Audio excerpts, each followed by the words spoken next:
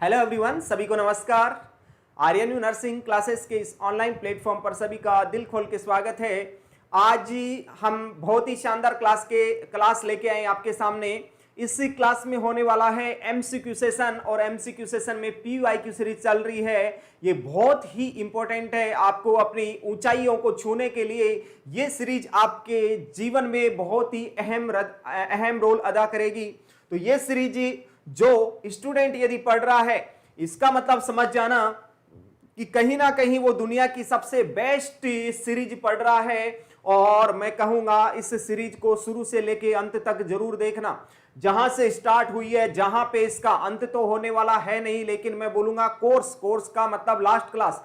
तो कोर्स जहां तक चलता है उस सीरीज को देखना ना भूलें, क्योंकि इस सीरीज में मिलने वाला आपको बेहतरीन क्वेश्चन, एक से बढ़कर एक क्वेश्चन और लॉजिकल क्वेश्चन और पूरा कंसेप्ट के साथ में, पूरा रैशनल के साथ में मिलने वाला एक एक क्वेश्चन का जवाब, एक एक वर्ड का जवाब मिलने वाला है। यहां पे मैं यही कहूंगा कि मैदान में लास्ट तक रुके रहो, उसी की जीत होगी। किसी ने ठीक ही कहा है कि जिंदगी खेलती उसी के साथ है जो खिलाड़ी बेहतरीन होता है। क्या कि जिंदगी खेलती उसी के साथ है जो खिलाड़ी बेहतरीन होता है। दुख सबके एक से हैं मगर हौसले सबके अलग अलग हैं। कोई हताश होके बिखर जाता और कोई संघर्ष करके निखर जाता है। और वो सभी संघर्ष के साथी आप सभी मेरे, कि जिन्होंने संघर्ष किया है और करते आ रहे हैं और आगे भी करते रहेंगे। और संघर्ष करने वालों की कभी हार नहीं होती, कोशिश करने वालों की कभी हार नहीं होती। आप सभी कोशिश कर रहे हो, संघर्ष कर रहे हो, क्योंकि किसी ने ठीक ही कहा है, संघर्ष ही जीवन है। लाइफ इज स्ट्रगल, स्ट्रगल करना ही जीवन है। तो स्ट्रगल करेंगे, करते आए हैं और करते रहेंगे। और इसी के साथ हम आगाज करते हैं आज की क्लास का पहला क्वेश्चन। पहला क्वेश्चन क्या होने वाला है? पहला क्वेश्चन मैं डाल देता हूं आपके सामने। ये फर्स्ट क्वेश्चन रहेगा, आज की अपनी क्लास का पहला क्वेश्चन रहेगा। क्या क्वेश्चन है पहला? देखिए पहला क्वेश्चन क्या रहेगा, देखते हैं।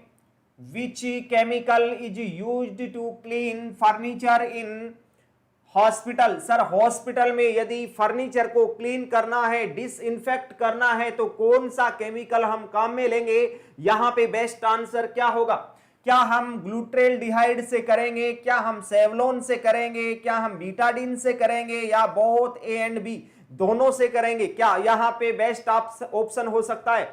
यहां पे करेक्ट जवाब क्या होगा? सही जवाब क्या रहने वाला है क्वेश्चन का सही जवाब क्या रहने वाला है? बताइए, क्वेश्चन का सही जवाब क्या रहेगा? यस, तो देखना चाहेंगे सर, अरे भाई बीटाडीन है, बीटाडीन सॉल्यूशन से कब से बेड क्लीन करने लगे? बीटाडीन क्या है सर? बीटाडीन में पोविडो आयोडीन होता है, पोविडो आयोडीन साल्ट होता है बीटाडीन में। सर पोविडो आयोडीन 3 टाइप से होता है। 3 टाइप कौन कौन से? पहला टाइप होता है सर 2.5% पोविडो आयोडीन होता है। तो ये किस काम में आता है सर? ये गार्गल पर्पज के लिए काम में आता है। दूसरा होता है 5%, कितना? 5% रहेगा सर। ये पोविडो आयोडीन 5% रहेगा, वो ड्रेसिंग के लिए यूज होगा।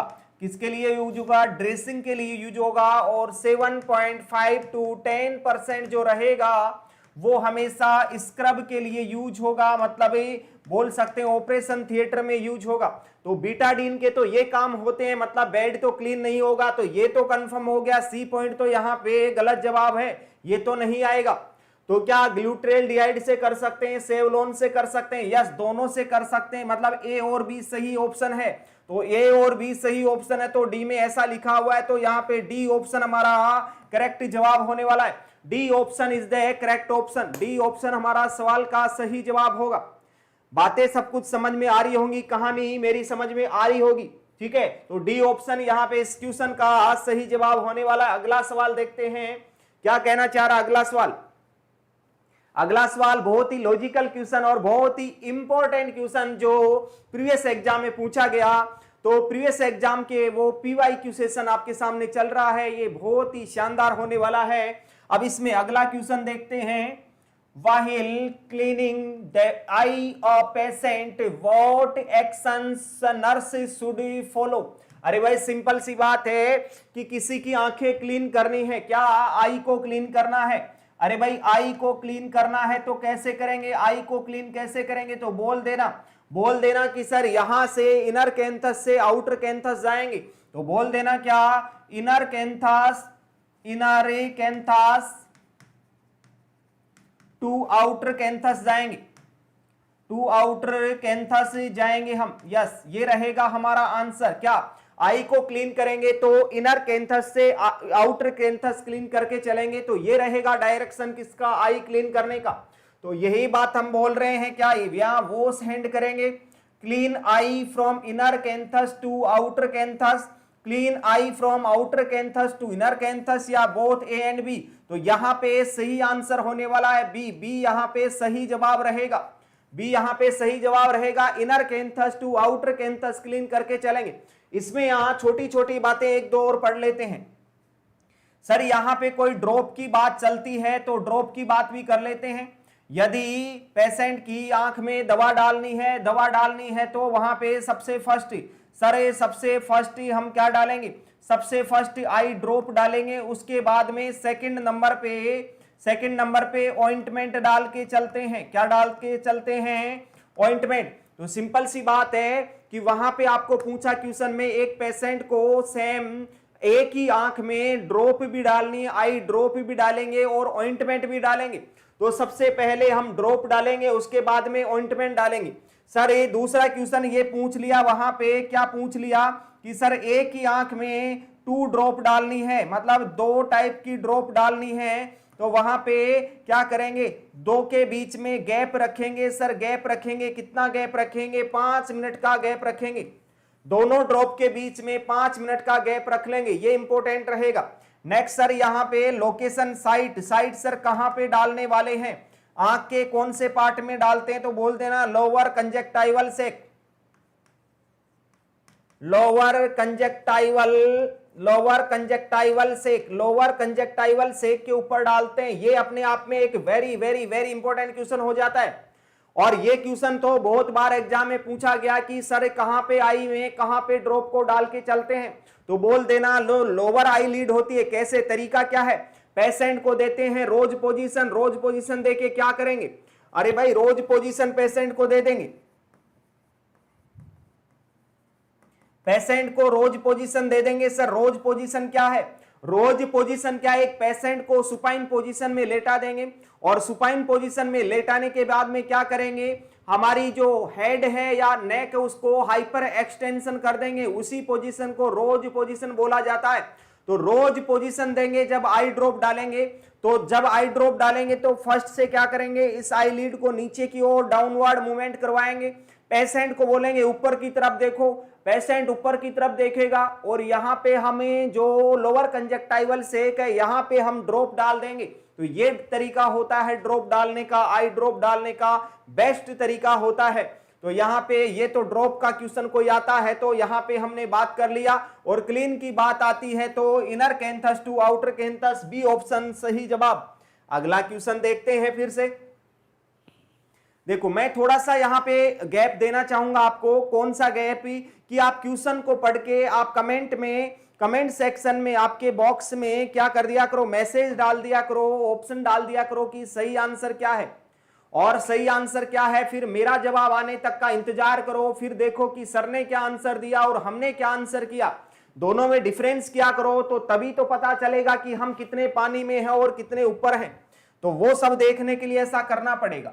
When administering an IM injection to a 4-month-old child, the best injection site to use would be, अरे भाई एक कब का, 4 महीने का बच्चा है, 4 मंथ का क्या है, चाइल्ड बच्चा है, 4 महीने का बच्चा है और 4 महीने के बच्चे को लगा रहे हैं IM इंजेक्शन। क्या लगा रहे हैं, IM इंजेक्शन लगा रहे हैं। तो यहां पे पूछा क्या बेस्ट साइट क्या हो सकती है, बेस्ट साइट क्या हो सकती है, तो बोल देना less than 1 year age child होगा, less than 1 year age child कोई भी होगा, उसमें यदि IM इंजेक्शन लगाते हैं तो कहां पे लगाते हैं, वेस्टस लैटरलिस मसल्स पे लगाते हैं, वेस्टस लैटरलिस मसल्स पे लगाएंगे, ये हमारी बेस्ट साइट रहेगी।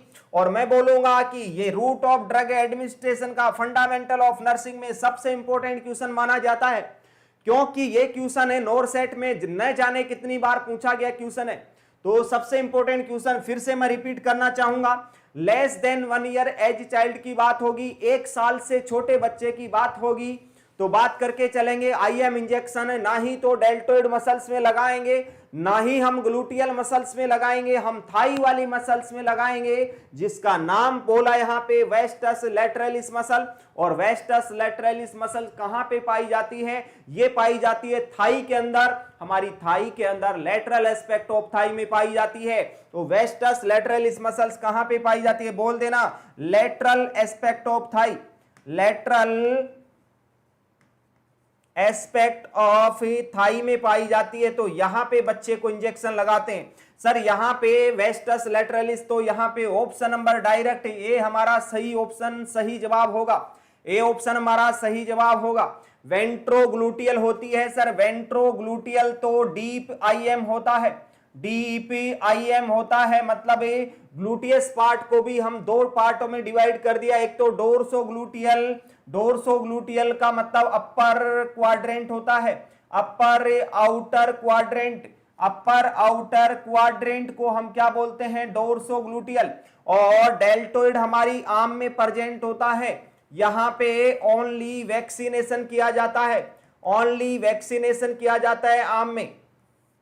यदि आर्म की बात करेंगे, डेल्टोइड मसल्स की बात करेंगे, तो डेल्टोइड में ओनली लगाया जाता है क्या? वैक्सीनेशन पर्पज के लिए यूज होती है। और बटक्स में बोलते हैं कौन सी? Gluteal muscle. और ग्लूटियल मसल ऊपर की ओर डोर्सल, नीचे की ओर वेंट्रल। जैसा कि मैं बताना चाहूंगा, आपने पीडिया में पढ़ा होगा, पीडिया में क्या पढ़ा था सर? एक ये है पेनिस, और पेनिस के यदि नीचे एक छेद हो जाता है, यहाँ पे यूरिथ्रा यहाँ पे नहीं होती है, यूरिथ्रा यहाँ पे नहीं होगी, या तो नीचे होगी या फिर ऊपर होगी। तो नीचे होगी तो क्या बोलेंगे? वेंट्रो, क्या बोलेंगे? वेंट्रल सरफेस, वेंट्रल सरफेस पे यदि छेद है तो उसको बोलेंगे हाइपोस्पाडियासिस। क्या बोलेंगे? हाइपोस्पाडियासिस बोल के चलेंगे। और यदि ऊपर की सरफेस पे है, कौन सी सरफेस पे? डोर्सल सरफेस पे है, तो उसको एपिस्पाडियासिस बोल के चलेंगे, एपिस्पाडियासिस बोल के चलेंगे। तो मैं यही बताना चाहूंगा कि ऊपर वाली सरफेस को डोर्सल सरफेस बोलेंगे, नीचे वाली सरफेस को वेंट्रल सरफेस बोलेंगे। तो सिंपल सी बात है कि बटक्स का ऊपर वाला पार्ट डोर्सोग्लूटियल होगा, नीचे वाला पार्ट वेंट्रोग्लूटियल होगा, जिसको डीप आईएम बोल सकते हैं। बातें मेरी समझ में आ रही होंगी। और इसी डीप आईएम में क्या लगाते हैं? इसी डीप आईएम में लगा के चलते हैं, क्या लगा के चलते हैं? यहीं पे आयरन का इंजेक्शन लगाया जाता है, डीप आईएम, आयरन का इंजेक्शन लगाया जाता है, आयरन का इंजेक्शन लगाया जाता है। अब कोई पूछ रहा है कि सर वेस्टस लैटरलिस मसल्स होता है, वेस्टस लैटरलिस मसल्स होता है, बच्चों में इंजेक्शन लगाते हैं, 1 साल से छोटा बच्चे में इंजेक्शन लगाएंगे, तो कौन सा इंजेक्शन लगाएंगे? विटामिन के का इंजेक्शन लगाएंगे और दूसरा डीपीटी का इंजेक्शन लगाएंगे। 2 इंजेक्शन यहां पे बच्चों में आईएम रूट से दिया जाता है। सर विटामिन के का इंजेक्शन कब लगाएंगे? विटामिन के का इंजेक्शन हम लगाएंगे at the time of birth, मतलब बर्थ होते ही बच्चों को, बच्चे का जन्म होते ही क्या लगा देंगे? विटामिन के का injection IM vastus lateralis muscles पे लगाएंगे। बिकॉज बच्चे में विटामिन के नहीं होता है। विटामिन के क्यों नहीं होता है? विटामिन के इसलिए नहीं होता है क्योंकि बच्चे की स्टेराइल होती है इंटेस्टाइन, इंटेस्टाइन स्टेराइल होगी तो वहां पे नहीं होगा इकोलाई, इकोलाई नहीं होगा तो विटामिन के का सिंथेसिस नहीं होगा। क्यों नहीं होगा? क्योंकि विटामिन के का सिंथेसिस करने में हेल्प करता है कौन? E coli, Escherichia coli. तो बच्चे की आंत में ई कोलाई अब्सेंट होता है, इसका मतलब हम बोलेंगे बच्चे की आंत स्टेराइल होती है। सर क्या हमारी आंत में ई कोलाई होता है? यस, हमारी आंत में इंटेस्टाइन में ई कोलाई होता है, हमारी आंत में ई कोलाई होता है। ई कोलाई हमारी आंत में इंफेक्शन नहीं करता क्या? नहीं करता, बिल्कुल नहीं करता जी, बिल्कुल नहीं करता। क्यों नहीं करता? क्योंकि वो नॉर्मल इंटेस्टाइनल फ्लोरा है। यदि हमारी आंत में है तो नॉर्मल इंटेस्टाइनल फ्लोरा है, कोई भी डिजीज क्रिएट नहीं करेगा, कोई भी इंफेक्शन नहीं करेगा। लेकिन जैसे ही वो बाहर आ जाता है और यूरिनरी पाथवे के द्वारा एंटर करता है तो यूटीआई करता है। Most common cause of UTI E coli होता है। और जो 80% यूटीआई माना जाता है कि नोजोकोमियल इन्फेक्शन का 80% हिस्सा यूटीआई को ही मानते हैं। तो ये सबसे बड़ी मुद्दे की बात रहेगी ई कोलाई वाली। तो बात को समझने की कोशिश करना कि सर विटामिन के का इंजेक्शन हमें किससे देते हैं। यदि हम बात करेंगे वेस्टस लैटरलिस की तो विटामिन के और डीपीटी डिप्थीरिया पर्टुसिस टेटनस की बात करके चलने वाले हैं। कहां पे वेस्टस लैटरलिस मसल, तो यहां पे ए ऑप्शन हमारा सही जवाब होगा कि 4 महीने का बच्चा उसको आईएम इंजेक्शन दिया जाता है तो वेस्टस लैटरलिस मसल्स के द्वारा दिया जाएगा। ओके, अगला सवाल आपकी स्क्रीन के ऊपर, आपकी आंखों के सामने, आपकी पलकों के सामने। तो इसका केयरफुली रीड करेंगे आंसर को और सही क्वेश्चन को केयरफुली रीड करेंगे और सही आंसर देने की कोशिश करेंगे। रेस्पॉन्स सभी का आना चाहिए। वहां पे आप जब पढ़ रहे हो तो उस टाइम में आपका कमेंट सेक्शन में जवाब जरूर आना चाहिए। फिर आगे सुना करो कि सर कौन सा आंसर दे रहे हैं तो उनसे मैच किया करो। इससे क्या होता है बेटा, एक्टिव लिसनिंग, एक्टिव यहां पे स्टडी हो सकती है। तो आंसर दो सभी इसका right.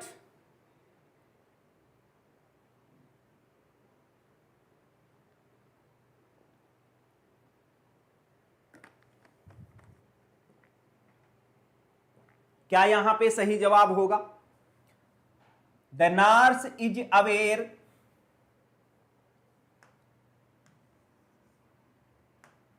that the early indicator of hypoxia in unconscious client is। अब यहां पे पूछा है कि सर एक नर्स अवेयर रहनी चाहिए कि अर्ली इंडिकेटर क्या हो सकता है हाइपोक्सिया का अनकॉन्शियस क्लाइंट में। एक अनकॉन्शियस क्लाइंट है, उसमें हाइपोक्सिया हो गया, मतलब वहां पे ऑक्सीजन की कमी हो गई है, और ऑक्सीजन की कमी हो गई तो वहां पे अर्ली इंडिकेटर क्या होगा अनकॉन्शियस पेशेंट में। वहां पे साइनोसिस होगा, वहां पे इंक्रीज रेस्पिरेशन रेट, हाइपरटेंशन होगा कि रेस्टलेसनेस होगा। तो बात को समझ जाना, रेस्टलेसनेस होता है हमेशा कॉन्शियस पेशेंट में। क्या होता है? कॉन्शियस पेशेंट में होता है, कॉन्शियस पेशेंट में होगा। और साइनोसिस को किस में होगा? साइनोसिस होगा अनकॉन्शियस पेशेंट में। अनकॉन्शियस पेशेंट में साइनोसिस देखने को मिलेगा, कॉन्शियस में रेस्टलेसनेस देखने को मिलेगा। सो यहाँ पे अनकॉन्शियस का बात पूछा तो ए ऑप्शन हमारा सही ऑप्शन होगा। ए ऑप्शन सही जवाब रहेगा। यस, ए ऑप्शन हमारा सही जवाब रहेगा कि साइनोसिस मतलब अनकॉन्शियस पेशेंट में साइनोसिस हमारा अर्ली इंडिकेटर ऑफ हाइपोक्सिया होगा। किसी पेशेंट में ऑक्सीजन की कमी होगी तो वहां पे साइनोसिस देखने को मिलेगा। और यदि conscious patient in unconscious patient the early indicator of hypoxia is the restlessness. So ये question very very very very important. मैं कहूंगा कि ये क्वेश्चन ना जाने एग्जाम में कितनी बार पूछा गया, तो इसकी आगे भी एग्जाम में पूछे जाने की पॉसिबिलिटी बनती है। तो इस क्वेश्चन को इंपॉर्टेंट मान के चलेंगे कि ये बहुत ज्यादा इंपॉर्टेंट रहने वाला है। सो यहाँ पे हमारा ऑप्शन रहेगा सही, क्या A option is the right answer. Yes, next question देखते हैं। अगला क्वेश्चन अपनी स्क्रीन के ऊपर आ चुका है। क्या पूछने की कोशिश कर रहा है यहाँ पे? कवि हमने को पूछ रहा है। कवि इसमें क्या कह रहा है? कवि कह रहा है the nurse collect data and begins to develop a trust relationship with the patient in which step of nursing process. क्या बोला यहाँ पे? यहाँ पे बोला है, यहाँ पे क्या बोला है, एक ही नर्स डाटा कलेक्शन कर रही है और डाटा कलेक्शन करते टाइम में पेशेंट के साथ में ट्रस्ट रिलेशनशिप डेवलप करना है। मतलब उस पेशेंट को विश्वास दिलाना है। विश्वास दिलाना है तो कैसे दिला सकती है सर? कौन सी स्टेप में दिलाएगी? क्या असेसमेंट फेज में दिलाएगी, प्लानिंग में दिलाएगी, इंप्लीमेंटेशन में दिलाएगी, क्या इवोल्यूशन में दिलाएगी? ट्रस्ट रिलेशनशिप डेवलप करना है। कौन सी फेज में ट्रस्ट रिलेशनशिप डेवलप हो सकता है? अरे भाई सिंपल सी बात है, आपको किसी के साथ में विश्वास को जीतना है। वो कहते हैं ना, इसका विश्वास जीत ले फिर तो सब कुछ अच्छा ही हो जाएगा। अरे विश्वास कैसे जीत सकते हैं? वो कहते हैं first impression is last impression. पहली बार ही ऐसा इंप्रेशन बना दो, विश्वास बना दो कि कभी जीवन में टूट ही नहीं सकता। वो कहते हैं, एक साथी ने पूछा, अजी बताओ मेरे को कल मेरे घर वाले साथ में लेके जाएंगे। कहां पे लेके जाएंगे? अरे मेरे ससुर होने वाले ससुराल में लेके जाएंगे। मतलब एक लड़की है, उसको देखने में जाऊंगा और उसकी शादी, साथ में मेरी शादी और सगाई होने वाली है। सर उसको देखने जाऊं तो वहां पे कैसे इंप्रेशन बनाऊं? अरे वहां पे क्या करूं, वहां पे ऐसा क्या करूं, उनके साथ में जाऊं तो क्या क्या कैसे कैसे जाऊं। तो किसी समझदार दोस्त ने बोला, समझदार दोस्त ने क्या बोला, अरे भाई ससुराल जा रहा है, फर्स्ट टाइम होने वाला ससुराल में जा रहा है, और होने वाले ससुराल में जा रहा है इसका मतलब सूट बूट पहन के जाना, स्प्रे स्प्रे डाल के जाना और बन ठन के जाना है, और बालों को ढंग से कटिंग वटिंग करवा लो और अच्छे से सज धज के जाना है, क्योंकि उसको कह दो first impression is last impression. यदि अपनी वाइफ का दिल को जीतना है, विश्वास बनाना है, तो first impression is last impression.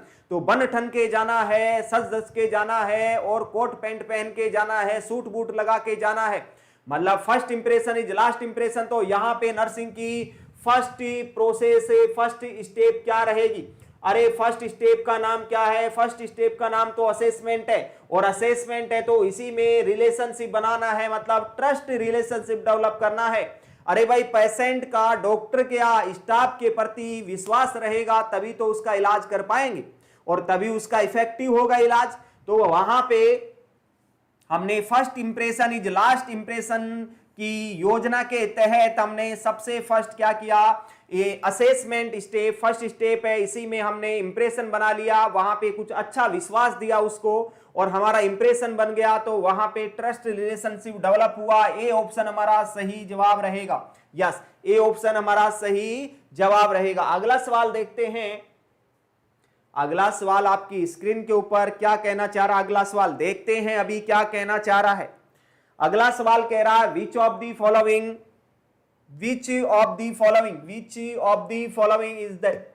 is the best approach for the nurse to be used in crisis counseling।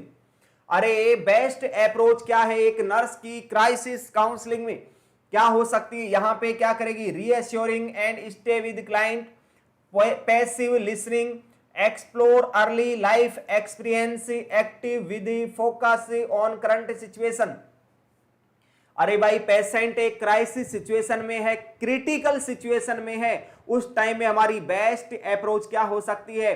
क्या वहां पे एक्टिव लिसनिंग, पैसिव लिसनिंग करने से कोई समाधान होगा? अरे भाई क्रिटिकल कंडीशन है, पैसिव लिसनिंग करोगे तो पेशेंट मर जाएगा। रीअश्योरिंग करेंगे और पेशेंट के साथ में रहेंगे, यहाँ पे कोई डरने डरावने वाली बात नहीं है, साथ में रहने की कोई आवश्यकता नहीं है। Explore early life experience, life के अर्ली एक्सपीरियंस को एक्सपोजर करेंगे, उससे क्या बेनिफिट होने वाला है? इतना टाइम नहीं है, यहाँ पे तो क्राइसिस सिचुएशन है, क्राइसिस काउंसलिंग करनी है, मतलब यहाँ पे क्या करना, अपने को एक्टिव रहना है और with focus on A current situation, current situation के ऊपर फोकस डालना है।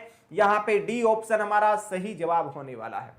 डी ऑप्शन हमारा सही जवाब होने वाला है कि करंट सिचुएशन के ऊपर फोकस करना होगा और हमारे को एक्टिवली वहां पे पार्टिसिपेट करना होगा, क्योंकि कंडीशन कौन सी है? कंडीशन एक क्रिटिकल कंडीशन और क्राइसिस काउंसलिंग करनी है, क्राइसिस सिचुएशन है। तो यहां पे हमें डी ऑप्शन सही जवाब मानना पड़ेगा। D option is the correct option. Okay, thank you. चलो आगे बात करते हैं, अगला क्वेश्चन देखते हैं क्या कहना चाह रहा है। अगला क्वेश्चन तो ड्रग कैलकुलेशन में से आ गया, फंस गया है बीच में। अरे बीच में फंस गया ड्रग कैलकुलेशन, और ये तो बहुत ही सिंपल क्वेश्चन है। क्या कहना चाह रहा है देखते हैं।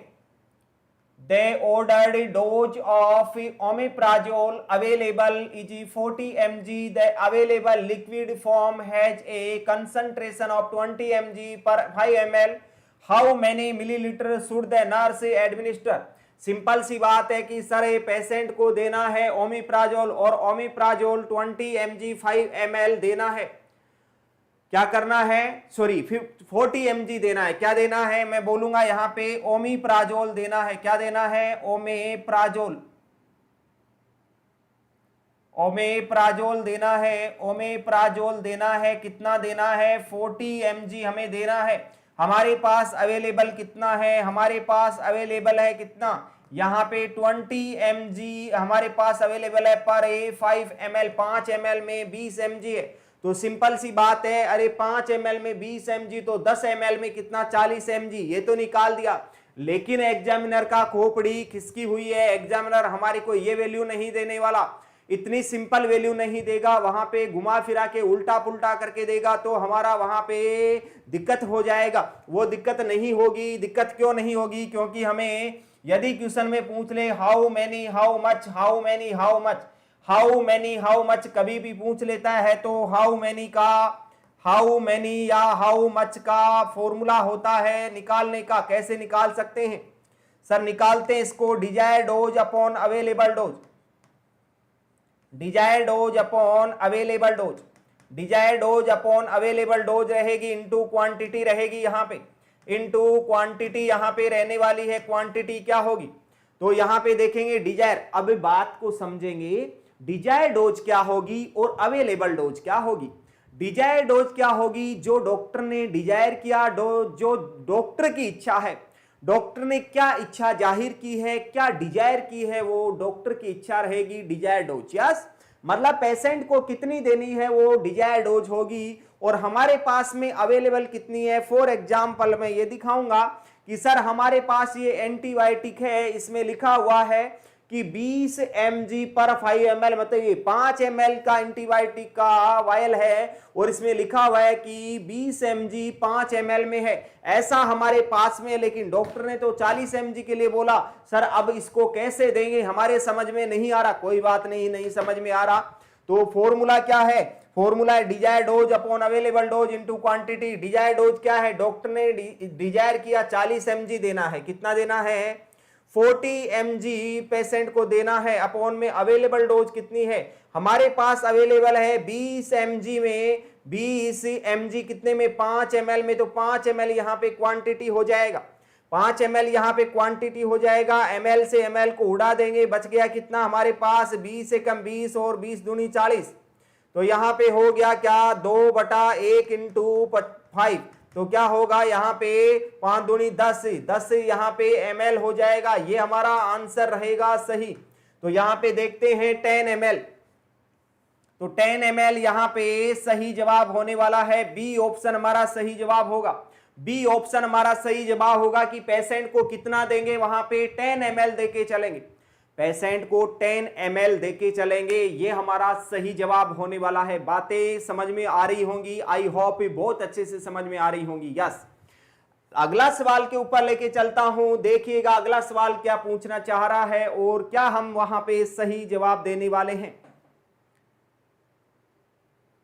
क्या यहां पे सही जवाब होगा। देखिए सभी क्वेश्चन को केयरफुली रीड करिए और आंसर देने की कोशिश करो सभी। क्वेश्चन कहना चाह रहा है what is the term used for high pitched musical sound in client during respiratory assessment. एक क्लाइंट को रेस्पिरेटरी असेसमेंट किया जाता है, वहां पे उसको देखने को मिलती है हाई पिच साउंड। क्या? हाई पिच साउंड देखने को मिलता है, हाई पिच्ड साउंड देखने को मिलता है। और हाई पिच साउंड के साथ साथ में वहां पे म्यूजिकल साउंड सुनाई देता है, म्यूजिकल साउंड सुनाई देता है। तो वहां पे एक नर्स असेसमेंट कर रही है रेस्पिरेटरी, तो वो क्या आइडिया लगाएगी कि म्यूजिकल साउंड सुनाई क्यों दे रहा है। अरे म्यूजिकल साउंड किसमें? क्राउनिंग में सुनाई देगा, क्रोविंग में सुनाई देगा, या विजिंग में सुनाई देगा, स्टीडोर या साई। शाई का मतलब क्या होता है? साई का मतलब यहाँ पे गैप होता है या लंबी श्वास होता है, उबासी लेना, लंबी श्वास लेना, रेस्पिरेशन के बीच में एक लंबा गैप लेना या उबासी लेना, उसको साई बोलते हैं।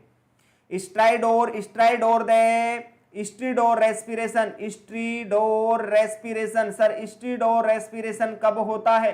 स्ट्राइडोर respiration is also known as emergency respiration. Sir emergency respiration क्यों बोला? इमरजेंसी रेस्पिरेशन इसलिए बोला सर, ये क्यों होता है? ड्यू टू ये क्यों होता है? Due to upper airway obstruction, due to upper airway obstruction. Upper airway में ऑब्स्ट्रक्शन आ जाएगा, उसको बोल के चलते हैं क्या? स्ट्राइडो रेस्पिरेशन देखने को मिलेगा वहां पे। तो ये बात भी गलत है और ये बात भी गलत है, कहीं रिलेशन बैठ नहीं रहा। सर एक क्रोविंग किस में आता है? क्रोविंग तो देखने को मिलता है किसमें? स्ट्राइडो रेस्पिरेशन में क्रोविंग और श्रिल साउंड देखने को मिलता है।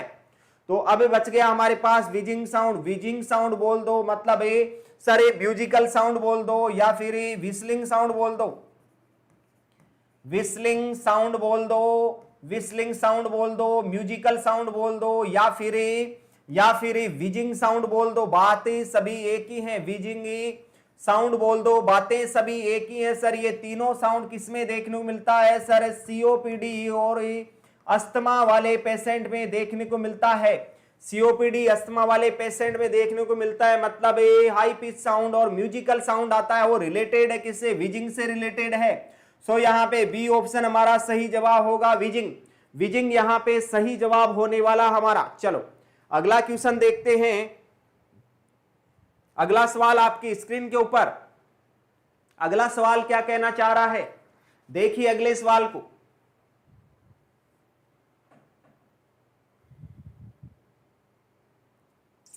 अपना बेस्ट आंसर यहां पे मेंशन करने की कोशिश करेंगे सभी। Largest immunoglobulins is, largest immunoglobulins कौन सी है? अरे भाई लार्जेस्ट इम्यूनोग्लोबुलिन्स कौन सी है? कोई पूछे आपको कि सर नर्सिंग के क्षेत्र में सबसे बड़ी एग्जाम कौन सी है, तो एक ही नाम आता है नोरसेट। और उसी नोरसेट की हम तैयारी में जुटे हैं। नोरसेट की तैयारी यदि हम कर रहे हैं तो छोटी मोटी एग्जाम को तो कुछ नहीं समझने वाले। अरे छोटी मोटी एग्जाम को तो यूं ही हम पटक देंगे, छोटी मोटी एग्जाम को नहीं समझने वाले। अब तो अभी तो स्टार्ट हुआ हमारा, मंजिल की शुरुआत स्टार्ट हुई है। ये तो ट्रेलर है, पूरी पिक्चर अभी बाकी है। ये तो शुरुआत है हमारी, शुरुआत हमारी बेहतरीन होनी चाहिए। शुरुआत यदि बेहतरीन हो जाती है तो समझ लेना आधा काम हमारा कंप्लीट हो चुका है। और हमारी शुरुआत, मेरे को पता है आपकी शुरुआत, सबकी, हम सबकी शुरुआत बहुत ही बेहतरीन हो चुकी है, क्योंकि हम लग गए हमारे लक्ष्य की ओर, लक्ष्य प्राप्ति की ओर। लक्ष्य प्राप्त करके ही रहेंगे, एनी हाउ करके रहेंगे। कह देना अपने माँ बाप को कि माँ तेरे पसीने की बूंद को मोती सा चमकाऊंगा, तू सपने बड़े दे कि तेरा लाल जरूर पूरा करके दिखलाएगा। तो ऐसा अपनी मम्मी पापा को बोल देना है। और इतना बोल के अपने को लग जाना है मेहनत में, मेहनत में जुट जाना है। और मेहनत करके यहाँ पे क्या करेंगे, हम एक दिन सिलेक्शन लेंगे नर्सिंग ऑफिसर पोस्ट का, और वहां पे सिलेक्ट होके भर भर के सैलरी लेंगे, और सैलरी लेके माँ बाप के सपने को पूरा करेंगे। तो बात यह है कि वहां पे मेहनत का मतलब ये नहीं है कि वहां पे मेहनत डिप्स लगानी है या कोई मजदूरी करनी है। अरे भाई चुपचाप बैठ के पढ़ना है, चुपचाप बैठ के बंद कमरे में पढ़ना है। कोई बोले कि सर ये पढ़ाई क्यों नहीं करता, सर पढ़ाई होती नहीं है, होती क्यों नहीं भाई, समझ में नहीं आता। अरे समझ में क्यों नहीं आता, समझता नहीं है तू। अरे दिमाग में थोड़ी ऐसी बन गई कि पढ़ाई तो टिपिकल चीज है, मेरे से नहीं होगी। अरे होगी क्यों नहीं, आपने कभी सोचा ही नहीं कि मैं पढ़ूं। अरे पढ़ना है, सोचना है, पहले सोचना है फिर पढ़ना है। अपने माँ बाप के सपने को साकार करना है तो पढ़ना पड़ेगा। पढ़ाई एक ऐसी चीज है जो जीरो से हीरो बना सकती है, जो जीरो से हीरो बना सकती है। पढ़ाई एक ऐसी चीज है। बाकी तो आप मेहनत करते रहो, तगारी फावड़े मजदूरी करते रहो, कोई मतलब नहीं निकलेगा जिंदगी में। तो याद रखना, एक पढ़ाई एक ऐसी चीज है जीवन में जो एक इजी वे है, जिसमें कोई परेशानी नहीं है। यहाँ पे कोई कमाने का डर नहीं होता, यहाँ पे किसी को पैसा देने का डर नहीं होता, यहाँ पे कोई बाहर मार्केट में घूमना नहीं पड़ता, किसी के मजदूरी नहीं करनी पड़ती। चुपचाप आराम से ठंडी छांव में बैठ के आराम से टेबल कुर्सी रख के उस पे आराम से पढ़ सकते हैं। ऊपर से पंखा चला सकते हैं, पानी की बोतल साथ में रख सकते हैं, भोजन हमारे घर वाले दे सकते हैं। मतलब किसी चीज की कोई टेंशन नहीं है। तो दुनिया में कोई इजी काम समझता हूं, मानता हूं मेरी नजर में, तो पढ़ाई से इजी कोई काम नहीं है। पढ़ाई सबसे इजी होता है। तो बेटा आज से लग जाना और अपनी पढ़ाई में जुड़ जाना, क्योंकि पढ़ाई से ऊपर कोई नहीं है। क्योंकि कहते हैं कि यदि एक खाली लिफाफा होता है, फॉर एग्जाम्पल, एक एग्जाम्पल लास्ट सुन लेना मेरा, क्योंकि वो कहते हैं कि लक्ष्य जीवन में नहीं रहा, लक्ष्य जीवन में नहीं रहा तो अचीवमेंट कुछ भी नहीं मिलेगा। क्यों नहीं मिलेगा? क्योंकि अपने आप बहुत दूर रहते हो अपने माँ बाप को, अपनी वाइफ को, अपने बीवी को, अपनी गर्लफ्रेंड को, अपने बॉयफ्रेंड को बहुत अच्छा सा लेटर लिखा।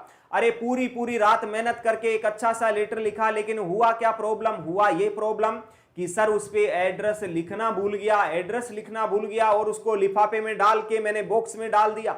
अरे बॉक्स में डाल दिया, सुबह वहां पे डाकघर वाला कर्मचारी आया और बॉक्स को खोलता है, निकालता है लिफाफा, उस पे तो कोई एड्रेस ही नहीं था।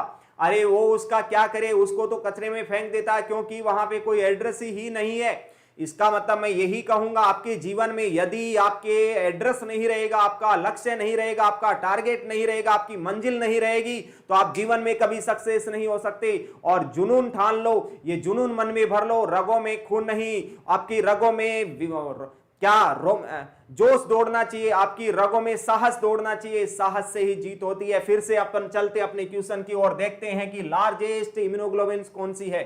तो यहां पे हम देखना चाहेंगे IgG लार्जेस्ट कौन सी है। तो पहला क्वेश्चन आगे है, इसका इमेज इसका आगे है, देखना चाहेंगे। यहां पे हमें इमेज मिल जाएगी, इसकी इमेज यहां पे मिलने वाली है, इसकी इमेज यहां पे मिल जाएगी, कहीं ना कहीं जरूर मिलेगी। कोशिश करने वालों की कभी हार नहीं होती, तो इमेज जरूर मिलेगी। यस, ये मिल गई इमेज जरूर मिलेगी। तो सर ये इमेज है, ये मोनोमर है, क्या है इसकी स्ट्रक्चर, मोनोमर होती है। यस सर, ये कौन सी होती है, ये भी मोनोमर है, ये भी मोनोमर है। सर ये कौन सी है, ये तो डाइमर है। ये क्या है, डाइमर है। दो स्ट्रक्चर देखो, एक इधर है और दूसरी इधर है। यहां पे ओनली इधर है, ओनली इधर है, ओनली इधर है, मतलब क्या, यहां पे monomer monomer monomer dimer. Sir ये कौन सी है, 1 2 3 4 5, यहां पे सर ये कौन सी है, यहां पे पेंटामर स्ट्रक्चर है, ये पेंटामर स्ट्रक्चर है। तो पेंटामर है, तो बताइए सबसे बड़ी कौन सी। अरे सबसे बड़ी तो यही होगी, 5 मेंबर हैं, 5 मेंबर हैं, तो सबसे लार्जेस्ट रहेगी, सबसे लार्जेस्ट IgM रहेगी। IgM सबसे लास्ट रहेगी, मतलब सबसे छोटी कौन सी, तो बोल देना स्मॉलेस्ट कौन सी रहेगी, स्मॉलेस्ट रहेगी IgG, स्मॉलेस्ट इम्यूनोग्लोबिन रहेगी IgG। ओके, तो अब अपने क्वेश्चन को देखते हैं, क्वेश्चन क्या कहना चाह रहा था। यहां पे पूछा था कि लार्जेस्ट कौन सी है, तो अब हम बता देंगे कि लार्जेस्ट कौन सी है। कौन सी बताओगे भाई, कौन सी बताओगे लार्जेस्ट, तो यहां पे अब बता देंगे sir IgM is the largest immunoglobulins, largest immunoglobulin सबसे लार्जेस्ट है सर। एक्यूट इन्फेक्शन में बढ़ती है, कौन से इन्फेक्शन में बढ़ती है, एक्यूट इन्फेक्शन में इंक्रीज हो जाती है, बढ़ जाती है, एक्यूट इन्फेक्शन में बढ़ जाती है। और नेक्स्ट बात करेंगे सर, ये सबसे स्मॉलेस्ट कौन सी होती है, ये सबसे स्मॉलेस्ट होती है, सबसे छोटी होती है। और ये मैक्सिमम ब्लड में पाई जाती है, मैक्सिमम ब्लड में प्रेजेंट होती है, ब्लड में प्रेजेंट होती है, मैक्सिमम ब्लड में पाई जाती है।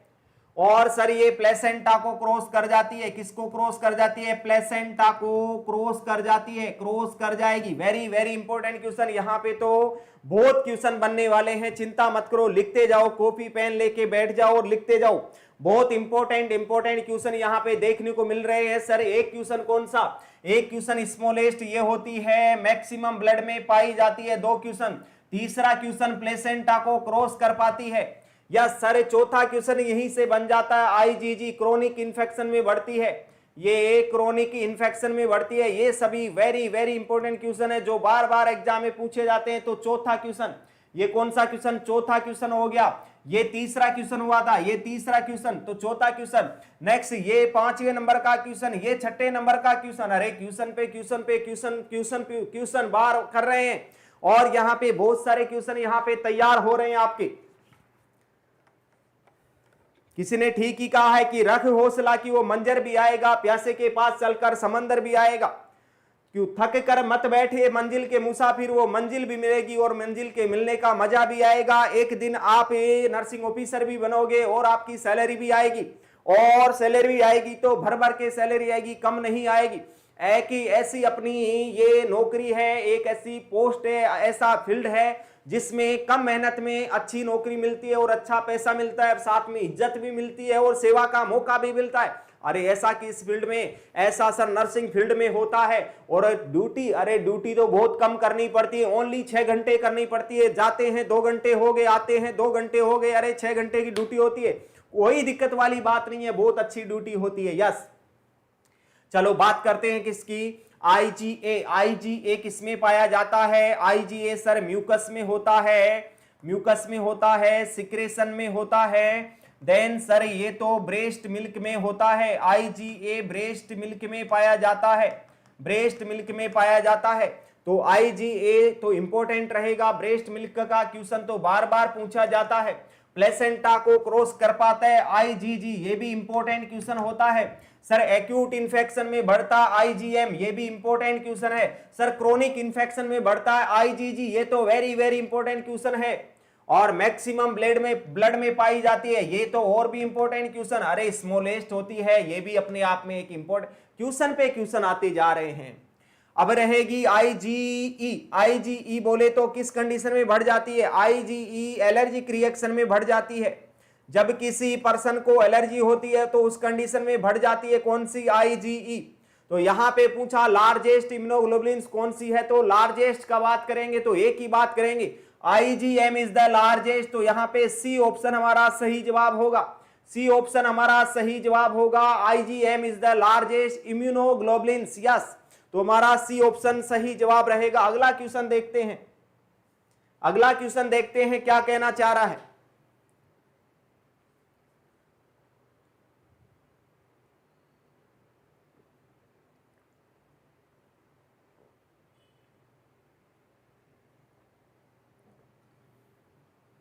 चलो देखते हैं अगला question. Which of the following is not a heart heat loss mechanism from the body? हमारी बॉडी से हीट लॉस कौन से मेथड से नहीं होगी? यस, कंडक्शन मेथड से होगी। यस, कंडक्शन मेथड से होती है। कन्वेक्शन मेथड से यस होती है। इवापोरेशन से होती है। इरेडिटेशन से तो नहीं होती, इरेडिटेशन से कभी नहीं होती। तो हमारा ऑप्शन डी ऑप्शन सही जवाब होगा कि इससे नहीं होती, तीनों से होती है। तो याद रखना sir, heat loss from the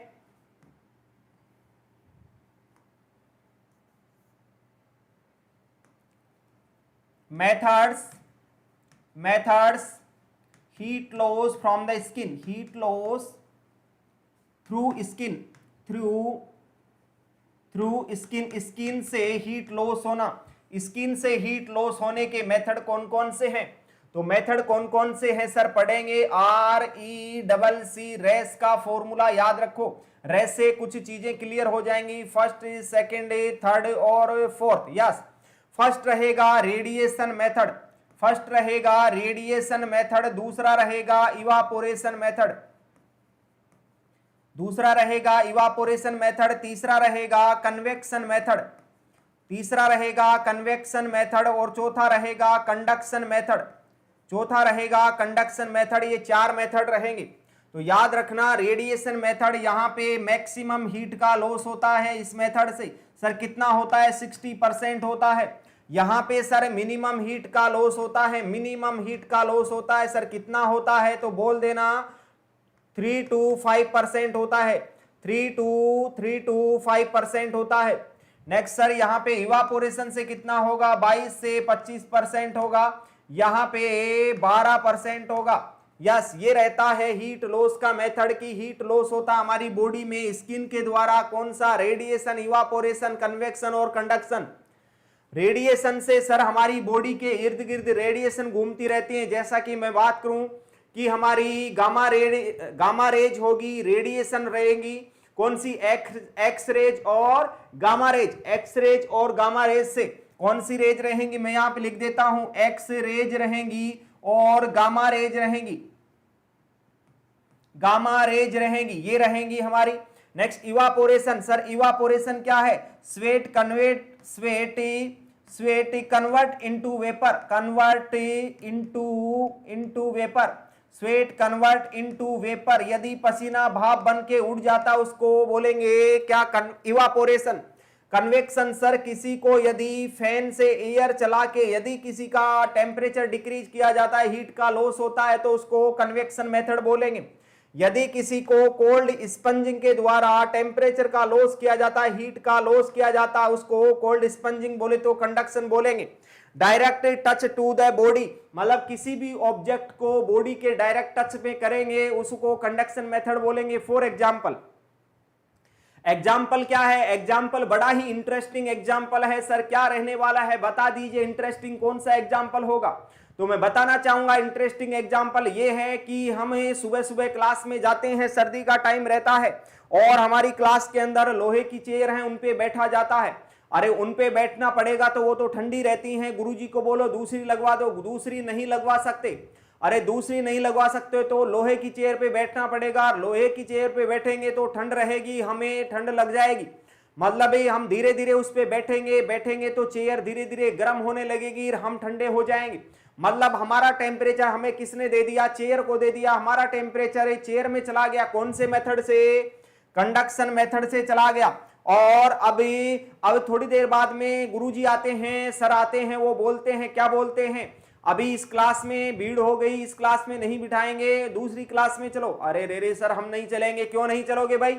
अरे सर बड़ी मुश्किल से चेयर को गर्म किया है, चेयर को हमने हीट दिया। हीट कैसे दिया? कंडक्शन मेथड से दिया है भाई। अरे कंडक्शन मेथड से हीट दिया है, और हीट दिया है तो अब दोबारा दूसरी क्लास में जाके हीट कैसे देंगे? हमारा टेम्परेचर तो कम हो गया।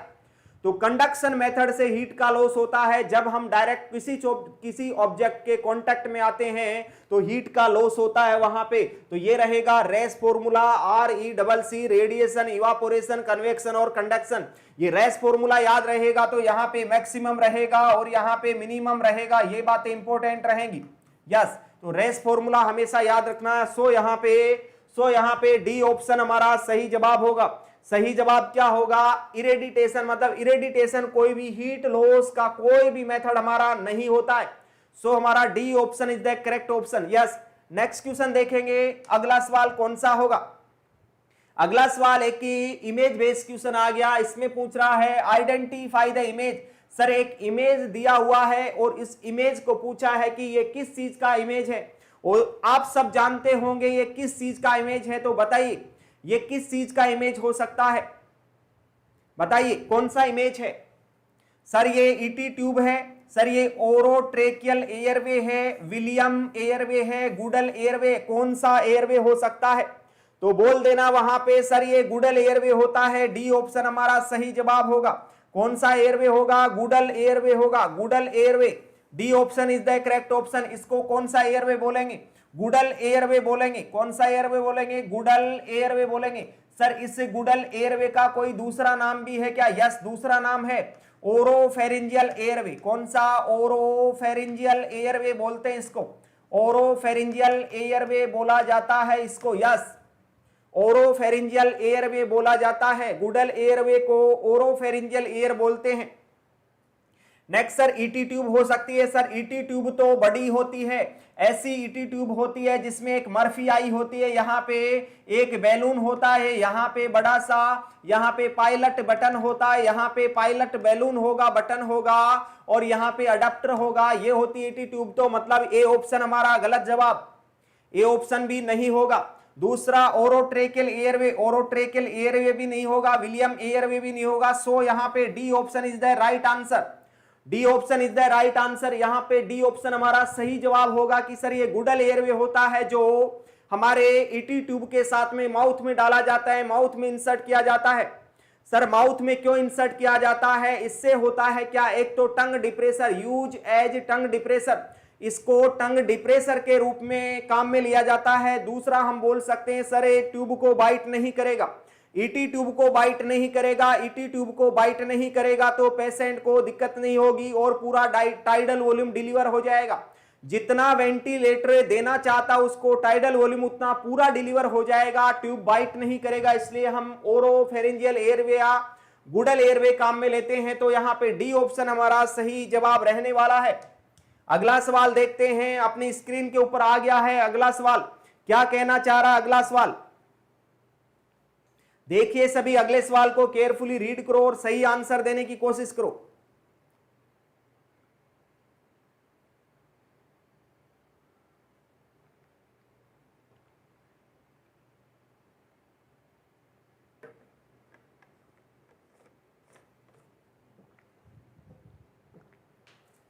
इसमें पूछा when instructing a patient about proper diet which among the following would be considered as complete protein? क्या पूछा क्वेश्चन? बड़ा ही सिंपल क्वेश्चन और इंटरेस्टिंग और मजेदार क्वेश्चन है, और इसमें बहुत सारे डाटा हम खोलने वाले हैं, बहुत सारे तार हम खोलने वाले हैं। देखना एक एक करके, बहुत इंपॉर्टेंट होने वाला है। व्हेन इंस्ट्रक्टिंग ए पेशेंट, एक पेशेंट को इंस्ट्रक्ट किया जाता है किसके लिए? डाइट के लिए, डाइट प्लान के लिए इंस्ट्रक्ट किया जाता है। Which among the following would be the considered as complete protein, वहां पे उसको कंप्लीट प्रोटीन के बारे में बता रहे हैं। तो कंप्लीट प्रोटीन कौन सी प्रोटीन होगी? तो कंप्लीट प्रोटीन ऑलिव्स में होगी, एग में होगी, राइस में होगी कि नट्स में होगी? तो बताना कंप्लीट प्रोटीन किस में होगी। कंप्लीट प्रोटीन होने वाली है एग में। कैसे होने वाली है? पूरा क्लासिफिकेशन दूंगा, चिंता मत करना। एग में बायोलॉजिकल कंप्लीट प्रोटीन होती है। Egg is the biological complete protein, इसमें बायोलॉजिकल कंप्लीट प्रोटीन पाई जाती है। बायोलॉजिकल कंप्लीट प्रोटीन पाई जाती है। सर इसका जो एनपीयू होता है, नेट प्रोटीन यूटिलाइजेशन होता है, वो 90% होता है और 90% को 100% ही मान के चलो। सर ये इजी डाइजेस्ट हो जाता है एग, नेट प्रोटीन यूटिलाइजेशन अच्छा होता है, इसका 100% होता है, इसलिए इसको बायोलॉजिकल कंप्लीट बायोलॉजिकल प्रोटीन बोला। सी ऑप्शन सही होगा। सर कैसे होगा समझ में नहीं आया, कोई बात नहीं, समझाएंगे पूरा आपको। मैं बोलूंगा कि सबसे ज्यादा प्रोटीन किस में पाई जाती है, तो बोल देना सोयाबीन में पाई जाती है। सोयाबीन में पाई जाती है मैक्सिमम 43 ग्राम। 43 ग्राम कितने में से? तो बोल देना 100 ग्राम यदि कुछ खाते हैं तो 100 ग्राम में से 43 ग्राम मिलती है सोयाबीन से प्रोटीन। नेक्स्ट बात करेंगे कि सर आगे, इससे आगे यदि चले तो सबसे ज्यादा प्रोटीन किससे मिलती है? तो बोल देना पल्सेस। दाल यदि खाते हैं, दाल खाते हैं, यदि दालें हम खाते हैं तो 22 ग्राम प्रोटीन मिलती है। 100 ml खाएंगे तो 100 ग्राम खाएंगे तो। नेक्स्ट बात करेंगे फिश की। फिश यदि खाते हैं तो 21 ग्राम प्रोटीन मिलेगा। यदि हम मीट खाते हैं, मीट खाएंगे तो 20 ग्राम प्रोटीन मिलने वाला है। यदि हम एग खाएंगे, इसको मैं थोड़ा फोकस कर देता हूं, यदि हम एग खाएंगे तो एग से 13 ग्राम प्रोटीन ही मिलेगा। और यदि हम वीट खाएंगे, गेहूं खाएंगे, वीट खाएंगे तो हमें 12 ग्राम प्रोटीन मिलने वाला है। और यदि हमें राइस खाएंगे तो 7 ग्राम प्रोटीन मिलने वाला है, 7 ग्राम। और यदि हम दूध पिएंगे, मिल्क पिएंगे, दूध पिएंगे तो हमें मिलने वाला है 3 ग्राम प्रोटीन। तो 100 ml यदि खाएंगे, यदि 100 ग्राम यदि खाते हैं तो 100 ग्राम में से इतना हमें मिलता है। बातें सब कुछ समझ में आ रही हैं? तो यदि क्वेश्चन आता है कि मैक्सिमम प्रोटीन किस में पाया जाता है तो लिख देना मैक्सिमम प्रोटीन सोयाबीन में होता है। मैक्सिमम प्रोटीन सोयाबीन में होता है। लेकिन बात करेंगे सर इसमें क्वालिटेटिव होता है, क्वांटिटेटिव, यस क्वांटिटेटिव होता है, इसमें क्वांटिटेटिव प्रोटीन होता है, क्वांटिटेटिव प्रोटीन होता है। क्वांटिटी तो ज्यादा है लेकिन क्वालिटी नहीं है। यहां पे होता है क्या? Biological complete protein. एग में बायोलॉजिकल कंप्लीट प्रोटीन होता है, बायोलॉजिकल कंप्लीट प्रोटीन होता है, कंप्लीट प्रोटीन होगा, बायोलॉजिकल कंप्लीट प्रोटीन होगा। और इसी में एग का नेट प्रोटीन यूटिलाइजेशन होगा, वो होगा 95%। मैंने पिछली क्लास में पिछले पेज पे लिखा 100%, 95%। और इसको हम बोलते हैं क्या? इसको हम क्वालिटेटिव प्रोटीन बोलते हैं, क्वालिटेटिव प्रोटीन बोलते हैं, क्वालिटेटिव प्रोटीन बोलते हैं। ये रहेगा बेस्ट आंसर हमारा, क्वालिटेटिव प्रोटीन। तो सिंपल सी बात है, क्या है? यदि कोई पूछे आपको कि सबसे ज्यादा प्रोटीन किस में पाया जाता है तो बोल देना सोयाबीन में 43 ग्राम पाया जाता है। यदि हम 100 ग्राम प्रोटीन खाएंगे, 100 ग्राम सोयाबीन खाएंगे तो हमें मिलेगा 43 ग्राम प्रोटीन। और यदि एग खाएंगे 100 ग्राम तो 100 ग्राम में से ओनली हमें मिलेगा 13 ग्राम, 13 ग्राम प्रोटीन। सर इतना डिफरेंस होता है फिर भी एग हमारा बेस्ट क्यों है? क्योंकि सर एग को बहुत ज्यादा अमाउंट में खा सकते हैं, एग को 5, 7, 10, 15, 20, 30 एग खा सकते हैं, लेकिन सोयाबीन एक मुट्ठी भर से ज्यादा नहीं खा सकते। ये इजी डाइजेस्ट नहीं होता है सोयाबीन, ये एग जो होता है वो इजी डाइजेस्ट हो जाता है। इसीलिए बोला कि सर इसका नेट प्रोटीन यूटिलाइजेशन होता है वो 100% होता है, 95% एक्यूरेट मान के चलते हैं, मतलब 100 के करीब ही पाया जाता है। नेक्स्ट इसमें इसीलिए इसको बायोलॉजिकल कंप्लीट प्रोटीन बोला, मतलब इसमें सभी कंप्लीट प्रोटीन का रूप होता है, इसलिए बायोलॉजिकल कंप्लीट प्रोटीन बोला गया। तो यहाँ पे ये होता है एक क्लासिफिकेशन की किस किस में क्या क्या कितना कितना पाया जाता है। तो पल्सेस ये सभी क्या हैं? ये पल्सेस दालें, यदि दाल खाते हैं तो भी, अब समझ जाना, दाल खाते हैं तो भी हमें भरपूर मात्रा में क्या मिल जाती है? प्रोटीन मिल जाती है, तो ये भी एक अच्छा सोर्स है कि हम प्रोटीन खाने के लिए दाल खा सकते हैं।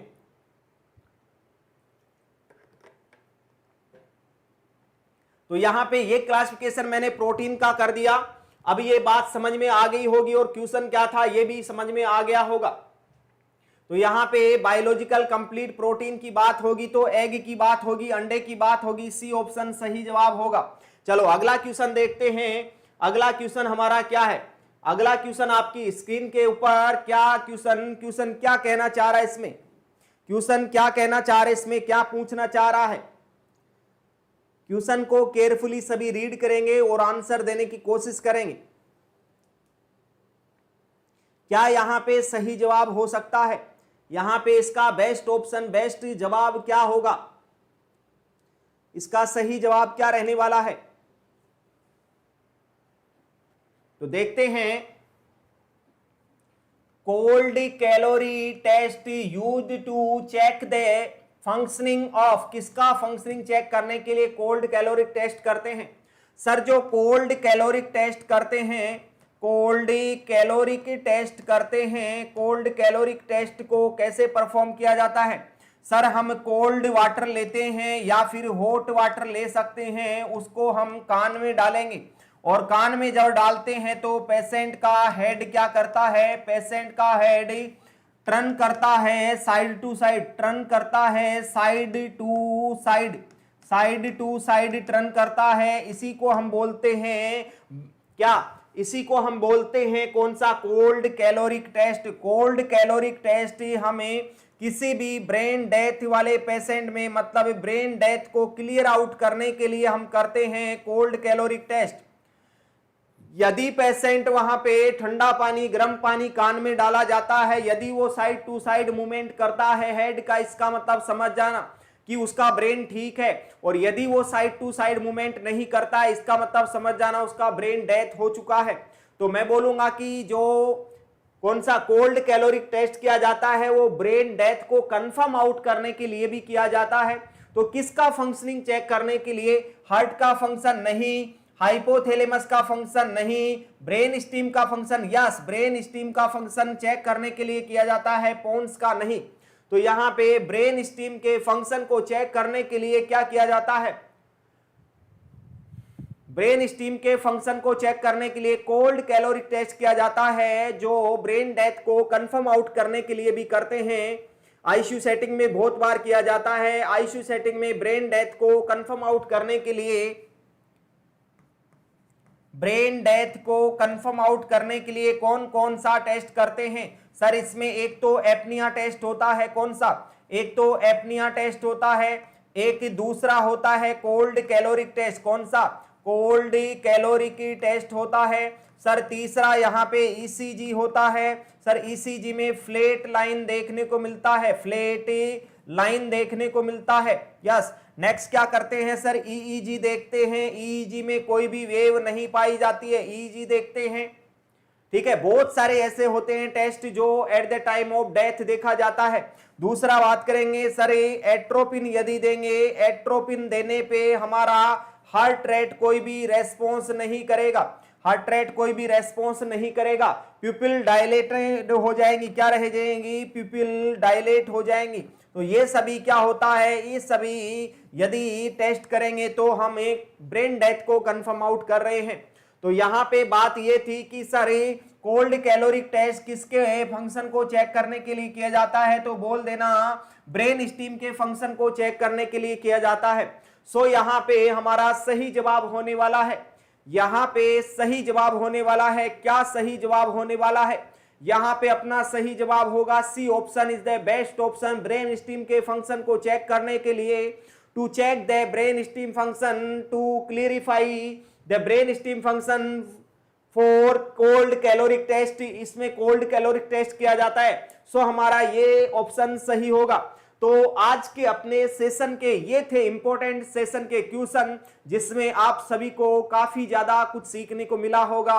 और ये चैप्टर, ये सेशन हमारा बहुत ही शानदार होगा, क्योंकि ये एग्जाम में बार बार पूछे जाते क्वेश्चन वही सभी मैंने यहाँ पे मेंशन किए हैं। सो ये सेशन आपके लिए बहुत ही हेल्पफुल होगा, आई होप, मेरा ये मानना है। तो आज की सेशन को देते हैं यही विराम। फिर देखते हैं अगले सेशन में नए क्वेश्चन, नए जोश और नए जुनून, नए पागलपंथी के साथ में आपके सामने आते हैं और क्वेश्चन पे क्वेश्चन वार करते हैं। तब तक के लिए सभी को धन्यवाद।